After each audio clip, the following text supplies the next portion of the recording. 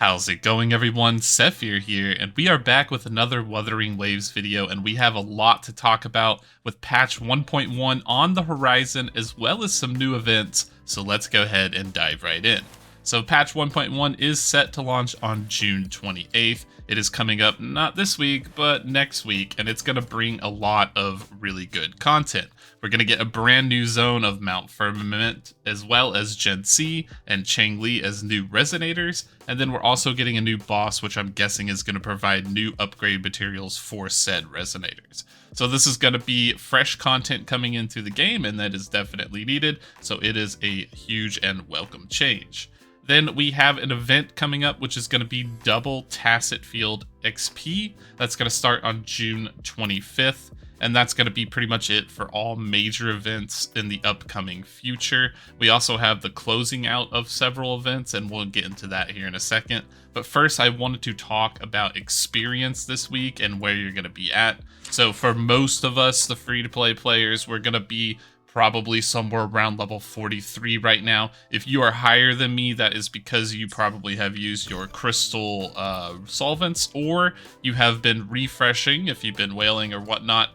You will definitely be a lot higher than me, but as it stands right now, if you're going on the normal path, you should be 43. At the end of this week, we're expected to hit 45, and with level 45, that is going to bring about a new 5-star weapon choice that you're going to have to make, and that's going to be very important, so I wanted to talk about this. When you're selecting this weapon, we do know that the next two coming resonators are going to be a broadsword and a regular sword, so that's going to make your choice a little bit more appealing inside of here. But if you take a look at the current weapon banner, you can see all of your available options in terms of like what kind of 5-star you want to get.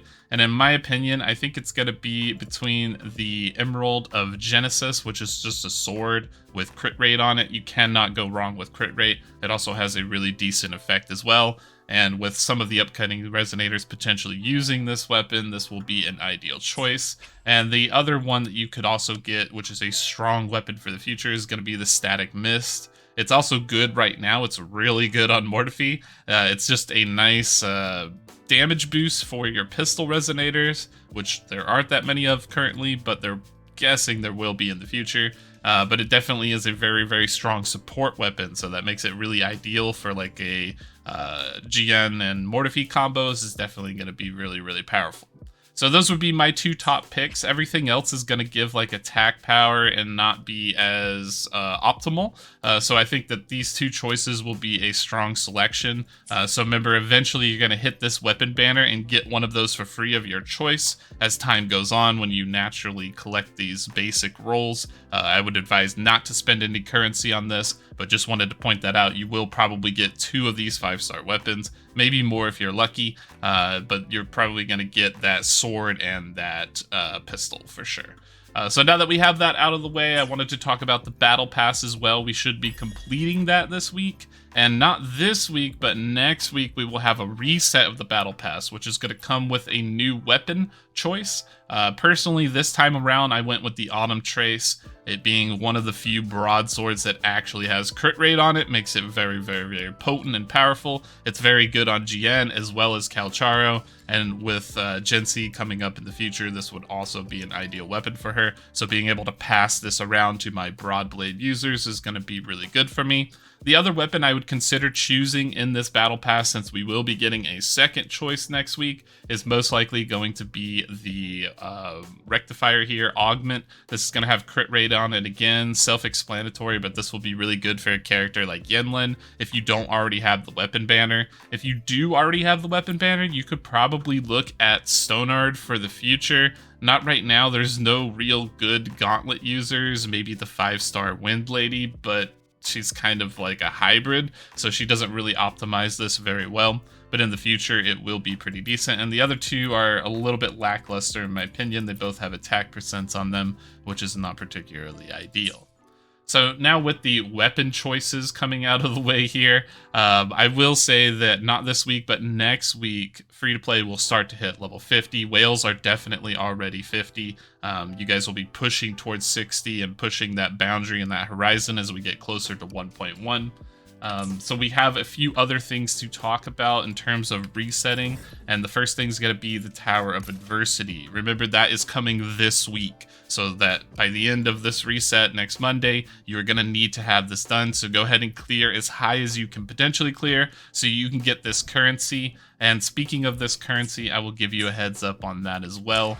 It will be resetting at the end of the month. So just a quick pre-warning, all of these things that have a monthly limit, they are going away and will be recycled. So make sure you get the ones that you want. In terms of priority, I think that getting the sealed tubes is a very, very high priority, as it seems like Echo XP is something we're going to be using a lot of, trying to build and fulfill all these resonator builds going into the future, as well as the premium tuners. Those seem like the two most ideal.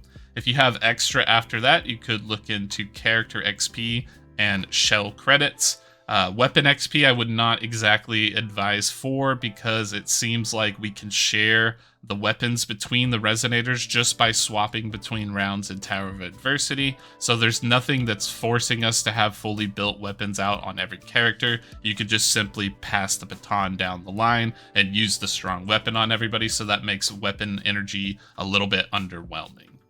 So now that we have that covered, let's talk about the other things that are resetting in 9 days. We have a lot of things coming, not this week, but going into next week. So the Wuthering Exploration, make sure you're on top of that. That event will be going away in 9 days as well. It's just a simple, pretty much 2 extra dailies that you have to do. You're going to collect these little currency things, not too much to say here. The Depths of Illusive Realm will also reset in 9 days, so make sure you have completely capped up to your 3,800 so that you have the max rewards possible. And then we have the Yenlin banner that's going to be going away in 9 days as well. I'm guessing it's going to be replaced very soon by the Jihnsi banner. But one thing I wanted to point out, make sure you do the trials for all of these resonators, because you will get valuable materials. So just don't make sure to forget about that. Then we also have the Alloy Smelt event, which will be going away, and Second Coming, which is just, again, another daily. So you can see the theme here. A lot of events that are kind of daily occurrences will be going away here within the following week. So just double check and make sure you're on top of all of that and getting all of the materials and resources that you can possibly get. Finally, to wrap it all up, we do have the weekly craft and the synthesis, so make sure you craft your free weapon XP with those ore materials. And that's pretty much going to be it for Wuthering Waves this week. It looks like we're on a very set path. We are going to be coasting all the way up to level 50 when we unlock the new soul phase, and then probably coasting even longer after that. As you can see, it's taking more and more XP to get to each threshold. So it might be a while. We're in for a little bit of a ride here, but that's okay. We have all kinds of other things to do, as well as the slow burn is definitely not bad in these type of games. I like being able to do what I need to do, come home at the end of the day and just spend a little bit of time and get everything done. So that's definitely quite nice. We also have a few other games on the horizon, like Zen's Endless Zero. So that will be coming up, another gacha game, and a couple of interesting things in terms of alphas and betas coming up on the horizon, so be sure to be checking the channel out for that. Thanks for your time, as always, appreciate it. If you learned anything or there was something helpful in this video, make sure to subscribe, like, and hit the bell. If not, no worries, and we will see you next time.